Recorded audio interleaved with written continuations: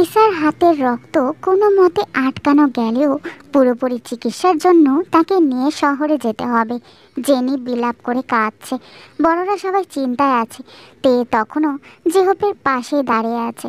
ছেলেটা যেভাবে ভেঙে পড়েছে তাতে নিজের ক্ষতি করতে হয়তো খুব বেশি ভাববে না। জাংকুক আর চোখে কয়েকবার তাকিয়েছে তের দিকে। জেহপের আশেপাশে তাকে ঘুরতে দেখে খুব বেশি সময় লাগেনি জাংকুকের পুরোটা বুঝতে। মুখে কিছু না বললেও মনে মনে বেশ কৃতজ্ঞতা প্রকাশ করেছে তের প্রতি। তবে মুখের গম্ভীর ভাবটা একটু কমায়নি সে। ডাক্তারের সাথে সব পরামর্শ শেষ করে ঠিক হয় জাংকুকি যাবে লিসাকে নিয়ে শহরে। সাথে যাবে পোগাম আর জেনি। ছোট্ট জিমিন এসব কিছু দেখে ভয়ে জড়সড় হয়ে আছে। তাদের আগলে রেখেছে জিন। কথা মতো কিছুক্ষণের মধ্যেই জাংকুক, বোগাম আর জেনি লিসাকে নিয়ে শহরের উদ্দেশ্যে রওনা হয়। জেহব শুধু ফ্যাল ফ্যাল করে দেখে, মুখে কিছু বলতে পারে না। কি বলবে তা ভেবেও পায় না সে। তার জন্যই তো তার লিসার আজ এমন অবস্থা। তাহলে সে মুখে কি বলবে? তে শুধু জেহবের মুখের দিকে তাকিয়ে থাকে। একে একে সবাই ফিরে আসে অন্দরমহলের দিকে। জেহব এলোমেলো পায়ে নিজের ঘরের দিকে যেতে নিলে আটকে নেয় তে। জেহব পেছন ফিরে তাকায়। তে হাসার চেষ্টা করে বলে, আপনি একা ঘরে গিয়ে কি করবেন জেহব ভাই? আপনি বরং এখানেই বসুন না। তের কথায় জেহব হাসে। পুরো বাড়ির সকলে যখন লিসাকে নিয়ে ব্যস্ত, তার মানসিক অবস্থাটা ভাবার মতো কেউ নেই। তখন কয়েকদিনের পরিচিত একটি মেয়ে তার কথা ভাবছে। সম্পর্কে তো মেয়েটি তার বড় ভাবিজান হয়। বয়সে তার থেকে কয়েক বছরের ছোট, অথচ কি সুন্দর বুঝ তার। জেহব কিছুক্ষণ তের মুখের দিকে তাকিয়ে ছোট করে বলল, আমি লিসা নই ভাবিজান, চিন্তা করবেন না। আমি তো ভীষণ স্বার্থপর, তাই নিজের ক্ষতিটা কখনোই করব না। তে দৃষ্টি এদিক ওদিক করে, ঠিক ভরসা করে উঠতে পারে না, তবে মুখে কিছু বলেও না। জেহব চলে যায় হলরুমে। জিন, ন্যান্সি, জিমিন, ইয়োনো, মোমো সবাই দাঁড়িয়েছিল। কাই এসবের ধারের কাছেও থাকে না বরাবরই। তে একবার সবার মুখের দিকে তাকাতেই ইয়োনো ব্যস্ত গলায় বলল, আমার মা কোথায়? অনেকক্ষণ থেকে তো আমার মাকে দেখিনি। তে বাঁকা হাসলো। সবার অগোচরে চুপচাপ লিসার ঘরের দিকে যায়। সেখানে পাহারায় থাকা একজন লোক তেকে দেখে মাথা নিচু করে সালাম দেয়। তে স্বর গম্ভীর করে বলে, ঘরেই আছে তো? কেউ এসেছিল? লোকটা নিচু স্বরে ছোট্ট করে বলে, জি ঘরেই আছে, তবে কেউ আসেনি। তে আচ্ছা বলে তাকে যেতে বলে। লোকটা যেখানে বসেছিল সেখানে মোটা একটা রড আর একটা বেল্ট ছিল। দুটোর দিকে এক নজর তাকিয়ে ঘরের দরজা খুলে দেয় তে। মেঝেতে হাত পা আর মুখ বাঁধা অবস্থায় পড়ে আছে মোমো। যে লোকটি পাহারার কাজে ছিল সেই লোকটি মোমোকে বেঁধে রেখেছিল। তে কোনো কথা না বলে চুপচাপ প্রথমে মোমোর হাত পায়ের বাঁধন খুলতে থাকে। মোমো তেকে দেখে ছটপট শুরু করে, যেন কিছু বলতে চায়। মুখটা খুলে দেওয়ার সাথে সাথে মোমো বড় বড় শ্বাস নিয়ে খ্যাক করে ওঠে। দাঁতে দাঁত চেপে বলে, তুই এটা ঠিক করিসনি বড় বউ। আমার সাথে লাগতে এসে ভালো করলি না। পেছন থেকে বেঁধে রেখে আঘাত না করে সাহস থাকলে সামনাসামনি আঘাত কর। তে হেসে ওঠে। মোমোর চুলের ভাঁজে হাত রেখে বলে, আমি তো এখনো আপনাকে ফুলের টোকাও দেইনি শ্রদ্ধেয় খালা যান। আর তে পেছন থেকে আঘাত করে না। শত্রুর সাথে সামনাসামনি লড়াই করার যথেষ্ট সাহস এই তের আছে। ভিতরা পেছন থেকে আঘাত করে, কিন্তু তে বুক টান টান করে সামনে দাঁড়িয়ে একদম বুক বরাবর আঘাত করে। তের তেজি কণ্ঠের কাছে মোমোর গলা শুকায়। প্রথমবারের মতো শান্তশিষ্ট মেয়েটির এমন সাহসী রূপ হজম করতে সময় লাগে তার। কিন্তু তের কাছে তো সে হার মানবে না। তাই কোনো রকমে নিজেকে শান্ত করে রুক্ষ স্বরে বলে, একদম বড় বড় কথা বলবে না। দেবরের সাথে যে কি কি করে বেড়াও তা তো তখন দেখলামই। এমন চরিত্রহীন মেয়েদের মুখে এত বড় বড় কথা মানায় না। একে তো মামাও একটা চরিত্রহীন, তার ভাগ্নির আবার চরিত্র কেমনে ঠিক হবে? নামজুন ভাই কেমনে যে ওই রকম বাড়ির মেয়েকে বউ করে আনলো কে জানে বাপু। বাপ মাকে কেউ কখনো দেখেনি, চিনে না, জানে না। আদৌ বাপ মায়ের কোনো পরিচয় আছে কিনা কে জানে। তোমার বাপ তোমারে এমন অসভ্যতা শিখাইছে? তোমার বাপ মাও কি তোমার মতো চরিত্রহীন ছিল নাকি তে? মোমোর বলতে দেরি হলেও তার গালে থাপ্পড় পড়তে মিনিট খানেকও দেরি হলো না। পুরো ঘরে সশব্দে যেন বেজে উঠল থাপ্পড়টা। এত জোরে একটা থাপ্পড় হজম করতে মোমোর বেশ খানিক সময় লাগলো। অবাক চোখে তের দিকে তাকিয়ে দেখে তের চোখ মুখ লাল হয়ে আছে রাগে। তবে এই চেহারাতে অন্য কিছু ছিল যা মোমোকে ভয় পেতে বাধ্য করে। তে চোয়াল শক্ত করে বলে, আপনার নোংরা মুখে আমার বাবাকে নিয়ে একটা টু শব্দ করলে আপনার জিভ টেনে ছিঁড়ে ফেলবো আমি। আমার বাবা কি কি শিখিয়েছে তা যদি প্রয়োগ করি তাহলে আপনার পা থেকে মাথা পর্যন্ত প্রত্যেকটা শিরা উপশিরা কেঁপে উঠবে। আমার চরিত্র কেমন তা আমি আপনার মতো নিচু মহিলার থেকে শুনবো না। আর এই ধরনের ভুলগুলো যেন দ্বিতীয়বার না হয় তার ব্যবস্থা করছি আমি, চলেন আমার সাথে। মোমো বেশ ভয় পেয়ে যায়। তের রাগে তখনও মাথায় আগুন জ্বলছে। গট গট পায়ে ঘরের বাইরে এসে বেল্ট তুলে নিয়ে এগোয় মোমোর কাছে। মোমো কিছু বলার আগে নিজের সমস্ত শক্তি দিয়ে তে মোমোর পিঠে আঘাত করে। মোমো ব্যথায় আর্তনাদ করে ওঠে। তে তখনও পাগলের মতো হয়ে আছে। হঠাৎ করে তের এমন ভয়ঙ্কর রূপ দেখে ব্যথায় মোমো চিৎকার করে কাঁদতে থাকে। তের হাত ধরে টেনে তোলে মোমোকে, নিষ্ঠুর গলায় বলে, লিসা আপুর সাথে অন্যায়ের শাস্তি। জেহব ভাইকে উস্কিয়ে খারাপভাবে লিসা আপুর সম্মানে হাত দেওয়ার শাস্তি। উনি ভেতর থেকে যতটা কষ্ট পেয়েছে ততটাই কষ্ট পাবেন আপনি। লিসা আপু যতটা এখন কষ্ট পাচ্ছে সব কিছুর শাস্তি একসাথে পাবেন মোমো খালা। মোমো ব্যথায় কিছু বলতে পারে না। তে মোমোকে যেভাবে দাঁড় করিয়েছিল ঠিক সেভাবেই আবার মারতে থাকে। মোমো আঘাত সহ্য করতে না পেরে স্বাভাবিকভাবে ঘর থেকে বের হয়। তের চুল ততক্ষণে খুলে গেছে, তবে হাত থেমে নেই।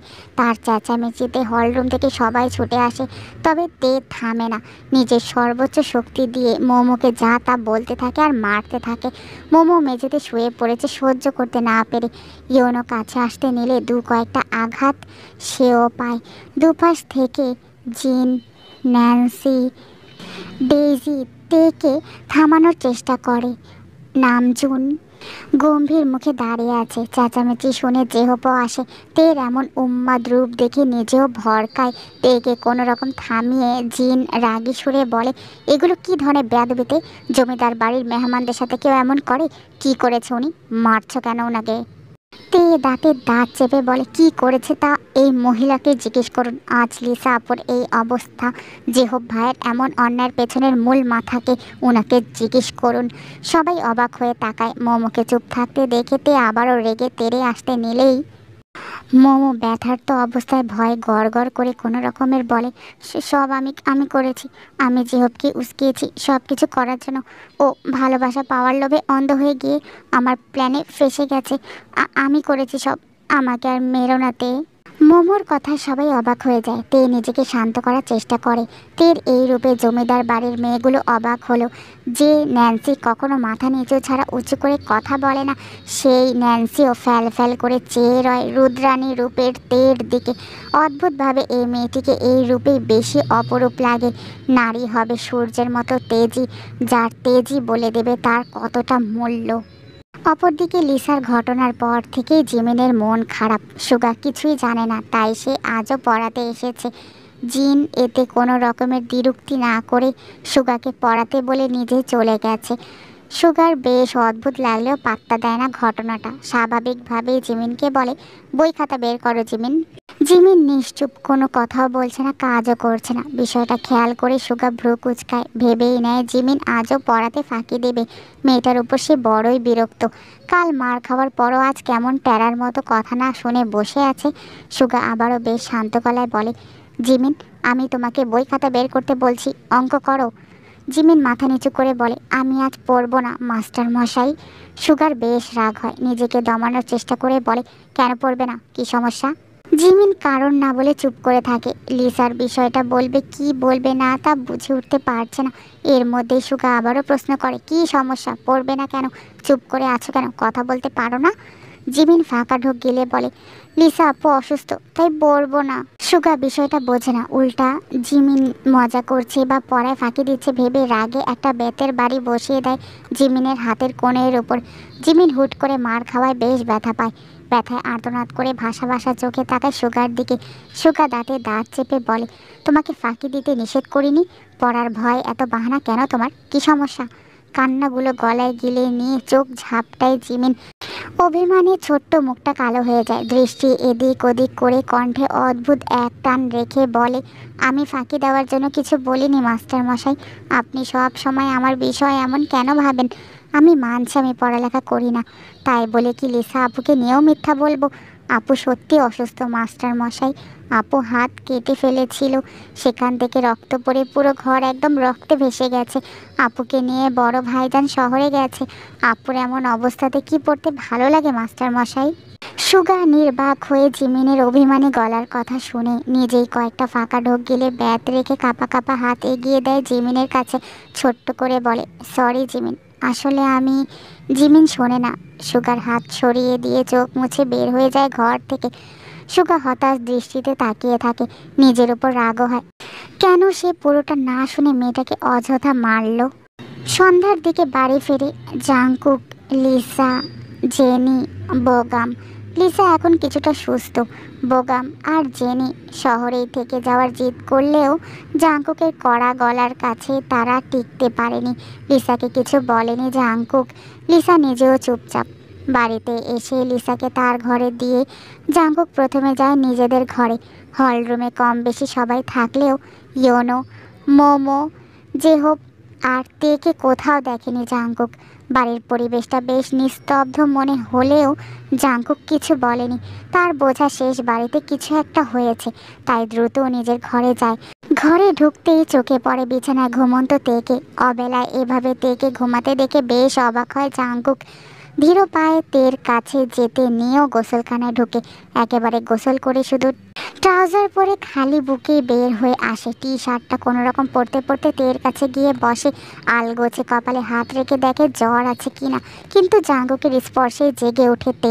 চোখের সামনে হুট করে জাঙ্গুকের মুখ ভেসে আসায় চমকে উঠে সরে যায় তে। মস্তিষ্ক কিছুক্ষণের জন্য কাজ করা বন্ধ করে দেয়। জাঙ্গুক ভ্রু কুচকে বলে, সবসময় এমন লাফাও কেন, কি সমস্যা? কপালেই তো হাত দিয়েছে শুধু, আর তুমি এই অবেলায় ঘুমাচ্ছ কেন? তে কিছুক্ষণ ঝিম মেরে বসে থাকে, তারপর অলস গলায় বলে, সন্ধ্যা হয়ে গেছে, জিমিন ডাকে নাই কেন আমাকে? জাঙ্কুক কিছুই বলে না, চুপচাপ নিজের চুল মুছতে থাকে। তে ফট করে খাট থেকে নামে, শাড়ি ঠিক করতে করতে বলে, লিসা আপু এসেছে, কেমন আছে এখন? কোথায় আছে? ঠিক আছে তো, আপনারা কখন এসেছেন?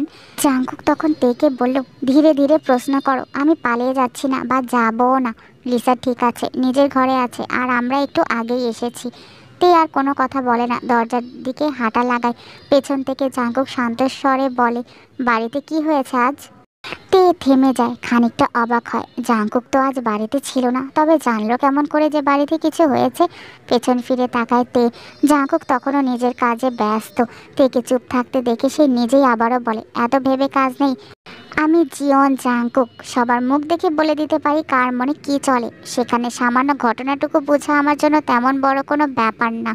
তে স্বাভাবিক ভঙ্গিতে হাসে, হাসি মুখেই বলে, হবে না, জমিদার সাহেব বলে কথা, এমন তীক্ষ্ণ বুদ্ধি না হলে কি আর মানুষ মারা যায়? জমিদার সাহেব। জাংকুকের হাত থেমে যায়, তবে নিজের পক্ষে বা বিপক্ষে একটা টু শব্দ করে না, শুধু অদ্ভুতভাবে হাসে। তে ঘর থেকে বের হতে হতে বলে, আজ একজনকে অন্যায় শাস্তি দিয়েছি, ভবিষ্যতে এমন ঘটনা অহরহ ঘটবে জমিদার সাহেব, তখন নিজ চোখে না হয় দেখে নেবেন।